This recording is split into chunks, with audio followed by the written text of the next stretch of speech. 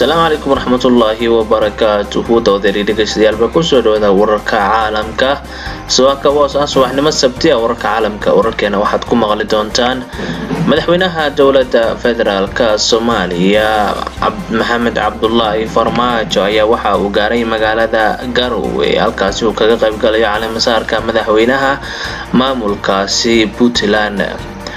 waxa kaloo meeshaasi gaaray madaxweynihii hore ee dowladda federaalka dowladii ku meel gaarka ahayd ee Shariif Sheekh Axmed halkaas oo isagana kaga qayb galayo caleemasaarka madaxweynaha Puntland madaxweyne ku-xigeenkii hore ee dowladii dhacday ee Gaas ayaa waxa uu fariin u diray kasoo qaybgalayaasha siyaasiyiinta ku sugan Garowe halkaas oo caleemasaarka iskugu yimaadeen warbixin ayaan idinkaga haynaa taasi ku soo dhawaada qodobadaas iyo qodobo kale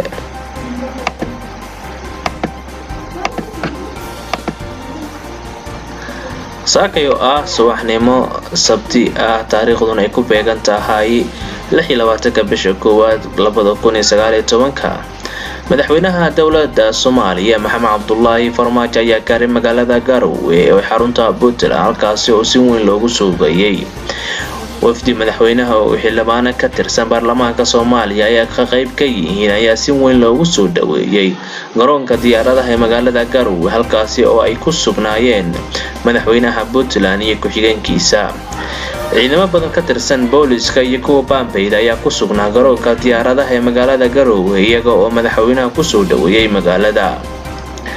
Garowe waxaa kaga horeeyay xubno ka tirsan wasiirada xukuumadda Soomaaliya iyo xildhibaano ka tirsan baarlamaanka kuwaasi oo hordhac u ahaa safarkii uu maanta ku tagay Madaxweyne Xaaji Cami ayaa ka hadlay munaasabadda caleemasaarka madaxweynaha cusub ee Puntland ee maanta ka dhacayso magaalada Garowe Madaxweyne Cami ayaa ugu horeyn sheegay in madaxweynaha Puntland uu sameeyay dadaal dheer si uu magaalada ugu kulmaan dhammaan xubnaha dowladda matala waxa uu sheegay dhinacyada ku xijiraya magaalada Garowe looga baahan yahay inay ka fakaraan ayaha Soomaaliya iyo halka ay ku haboon tahay in loo wado maadaama hadda meel wanaagsan ay wax marayaan madaxweyne ku-xigeenkii Puntland ayaa ugu baaqay dhinacyada mucaaradka inaysan ka shaqeyn mucaaradnimada waxay wax duminaysa oo ay ka fakaraan mucaaradnimada dalka Soomaaliya hore u sii wadi kartaa waxaa mudan in la mahad celiyo madaxweynaha Puntland oo muddo kooban kaga shaqeeyay sidii isku arki lahaayeen dadka ay ka go'an tahay talada Soomaaliya waxaanu ugu baaqayaa dhinacyada kulmaya inay ka shaqeeyaan sidii dalkii loo sii horumarin lahaa ayuu yiri Cami oo hadlayay lama joogo meel dib ugu dhac iyo dib loo laaban karo waxaana leeyahay ka shaqeeya sidii horumar loo gaari lahaa ka shaqeeya sidii isku fahmi lahaa ayuu yiri Cabdixakiin Xaaji Cumar Cami magaalada Garowe ayaa ka dhacaysa munaasabadda caleemasaarka madaxweynaha Puntland waxaana isku arkaya dhammaan dhinacyada isku haya siyaasadda Soomaaliya wararkii